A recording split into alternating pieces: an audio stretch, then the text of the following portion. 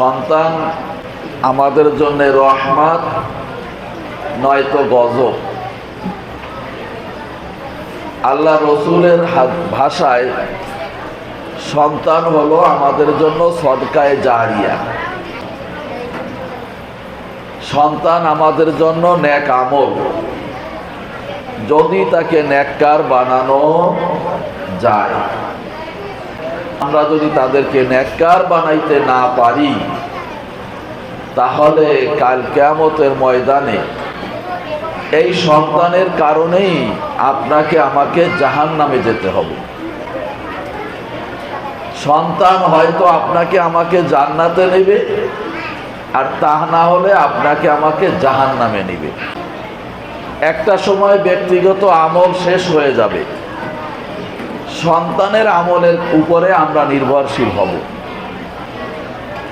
কাল কিয়ামতের ময়দানে বহু বাবা মা ব্যক্তিগত অনেক আমল থাকার পরেও সন্তান বদকার হওয়ার কারণে কাল কিয়ামতের ময়দানে তাদেরকে জাহান্নামে যেতে হবে।